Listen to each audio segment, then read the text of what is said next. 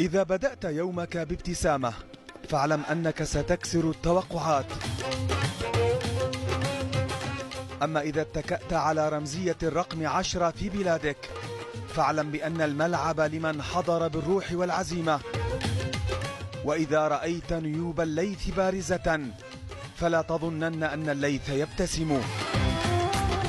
الرايات لم ترفرف وحدها، الأرواح كذلك آمنت أن المجد يصنع بالانتماء.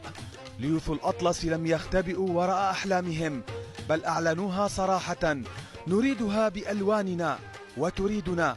ومن قرب المسافة كان ياسر، لقد فعلها كالكبار ونثر السعادة من طنجة إلى الجويرة. الزابيري تجاهل ألقاب الأرجنتين ال5 وزأر ثانية، والرهبة حضرت. ومن حضر في تشيلي أخطر من في المغرب. أننا على أعتاب الحلم. شمس الأرجنتين غابت لكن نجوم النهائي لم تغب عن سمائه. جرينتا أبناء المغرب حضرت بروح التكوين المحلي. الزهواني، الزابيري، الصادق وغيرهم. مواهب مغربية صقلت على أرضها وأينعت، وآن للعالمية أن تقطفها. من خرج حيا من مجموعة الموت تجاوز منتخبات من جل قارات العالم وتربع على عرشه للمرة الأولى في تاريخه.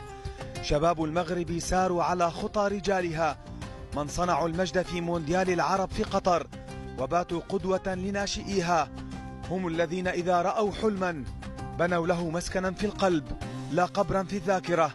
رفعوا سقف الأحلام، عانقوها، وأخبرونا بأن المغرب لا يحقق الإنجازات فقط، بل يصوغها بإيمان وصبر وحلم نطق به المغاربة. وما زال ديما مغرب.